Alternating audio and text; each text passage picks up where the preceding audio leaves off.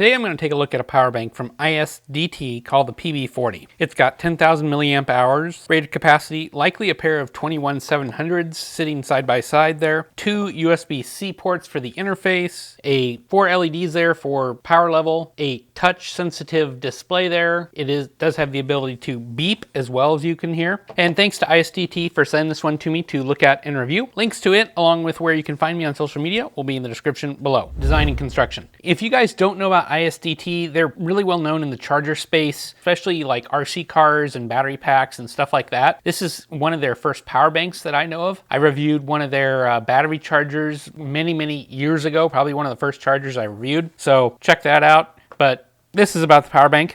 It's a white matte plastic. It's got large radiuses on the edges here. It's kind of thick, very minimal branding only on the top there. On the bottom, you've got information, and I'll insert pictures of that, so hopefully you can read it. Very plain overall, not too bad. As I mentioned, you've got 2 USB-C ports. Both are in and out, so it doesn't really matter what you use. You've got 4 LEDs in the center there, and it's touch sensitive. And I've got it set right now where it can beep, but that's not required. You don't have to do that. And you can also turn off the LEDs too. I measured this power bank at 6.47 ounces with the cable that it comes with. It's a very short USB-C to C cable. Depth is about 1 inch, and it's about 1.9 inches wide or so. The depth here is one of the things that I didn't love when I was using it. I've got this Nicor power bank here, also 10,000 milliamp hours. You can see it's a little bit larger in size, but it is a lot thinner, which I like because I like to put this next to my phone when I charge in like a pocket,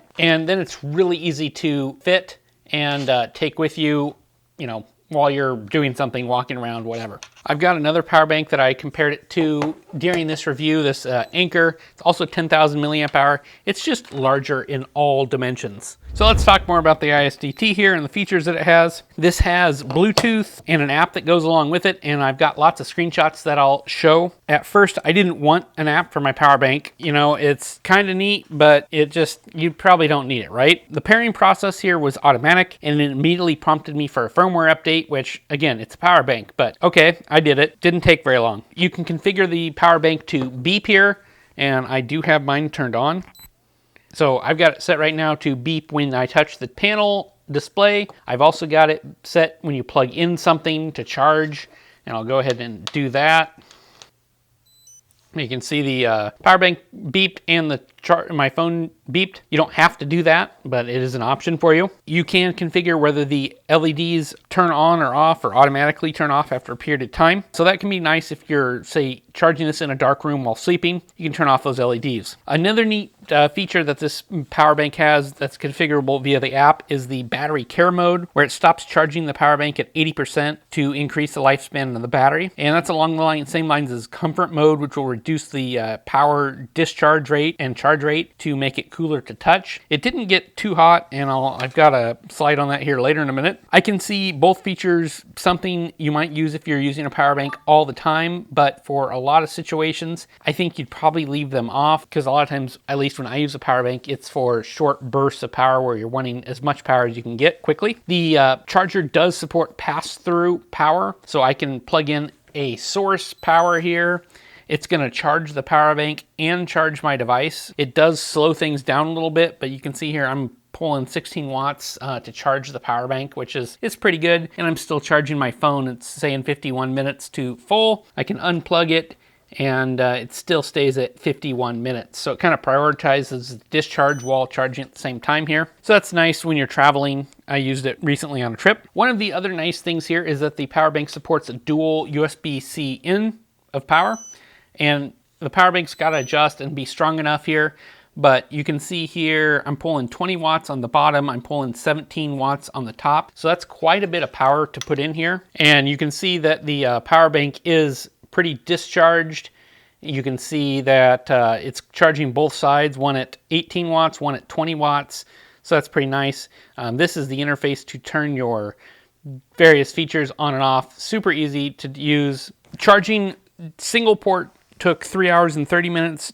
And when charging with the dual inputs, it took 1:14, so it really cut that time in more than half and made a huge improvement in charging speed. And it does charge intelligently though here. It does slow and pause charging to cool off when it got hot. I tested it with an infrared thermometer, and the outer case was about 105 degrees, while the end of the USB-C port area here, probably where all the circuit boards are, got to about 115 degrees Fahrenheit on the outside. The ISDT PB40 supports a lot of different protocols. I'll put up a photo of everything it supports that my CT3 meter detected. A couple of mentions here. It does support QC2 and QC3 up to 12 volts. There's no QC4 support on it. It does support PB3 up to 18 volts and a lot of other formats that are less common. I did run efficiency tests with the other two power banks that I have here, just kind of to see how it went. It's not a super scientific or super accurate test, but something that I thought was probably worth doing just to kind of see how it did. All three are rated at 10,000 milliamp hours. The PB40 did 5,892 milliamp hours of drain before it shut off. This Anchor here did 5,773, and the Nikkor here did 6,100 milliamp hours. So that puts the PB40 here right in the middle between the two. I'm not factoring in price into this equation. This Anchor isn't made anymore, and the Nikkor is quite expensive, so it kind of puts the ISDT in the middle too. So my conclusion on the ISDT PB40 is that this power bank goes above and beyond the features of your typical power bank. None are truly necessary, and I question how much value they bring, but a lot are kind of nice to haves and value adds.